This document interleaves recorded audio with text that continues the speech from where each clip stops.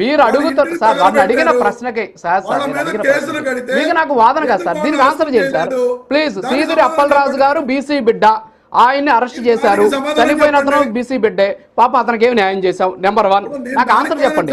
Number 2 కక్ష సాధింపు అయితే జోగి రమేష్ ని ఇంతవరకు ఎందుకు అరెస్ట్ చేయలేదు? ప్లీజ్ మీరే ఆన్సర్ చేయండి. సరే నేను దానికి సమాధానం చెప్తాను వినండి.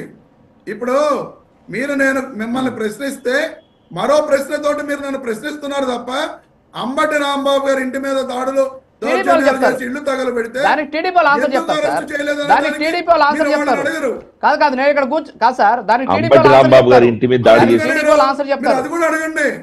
ఒక నిమిషం, దానికి టీడీపీ ఆన్సర్ చేస్తారు. కాదు దానికి టీడీపీ ఆన్సర్ చేస్తారు. మీరు మీరు అడిగిన కాదు సార్, మీరు లేవనెత్తిన అనుమానాల్లో నుంచే వాస్తవాలు మాట్లాడుతున్నారు. దానికి ఆన్సర్ చేయండి సార్ మీరు. రమేష్ గారు ఖచ్చితంగా అంబటి రాంబాబు గారి మీద ఇంటి మీద దాడి చేసినటువంటి వాళ్ళ మీద ఎందుకు కేసులు పెట్టలేదు అనేది ఖచ్చితంగా ఈ డిబేట్ లో టీడీపీ వాళ్ళని నిలదీస్తున్నాం. పక్కన పెట్టండి, ఒక్క నిమిషం వినండి. రమేష్ గారు ఖచ్చితంగా నిలదీద్దాం. ఒక్క నిమిషం సార్, ఖచ్చితంగా దాని మీద నిలదీద్దాం. నేను అడిగింది చెప్పండి, నిజంగా కక్ష సాధింపు అయితే జోగి రమేష్ గారిని ఎందుకు అరెస్ట్ చేయలేదు? జోగి రమేష్ గారి మీద ఏమైనా కూటమికి అభిమానం ఉందా, ప్రేమ ఉందా? సీదిరి అప్పలరాజు గారి మీద ఏమన్నా కోపం ఉందా? చెప్పండి. నేను అది కూడా చెప్తా వినండి. మీరు మరో బీసీ కదా, అతను ఎందుకు పరామర్శించలేదు, మీరు కుల రాజకీయాలు చేస్తున్నారని చెప్పి మీరు చెప్తున్నారు. తెలుగుదేశం పార్టీ అదే బీసీ యాదవ కుటుంబం దగ్గరికి ఎవరు పంపించిందండి?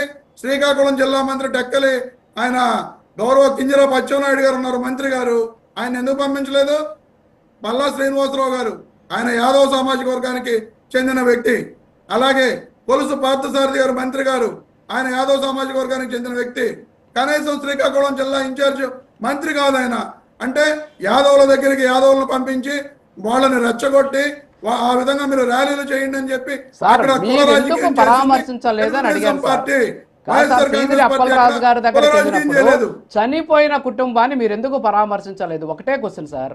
సరే వాళ్ళు పంపించారు, వాళ్ళు కుల రాజకీయాలే చేస్తున్నారు, వాళ్ళని వదిలేండి సార్. మీ గురించి చెప్పండి సార్. మరి వాళ్ళ కుల రాజకీయాలు చేస్తున్నప్పుడు మీరు ఎందుకు మాట్లాడరు? మీరు మాట్లాడవలసిన అవసరం ఉన్నది కదా. నేను ఎందుకు కాదు సార్, అరే మీ పార్టీకి మీరు నిందితుడిని పరామర్శించినప్పుడు బాధితుడి వైపు ఒక పార్టీగా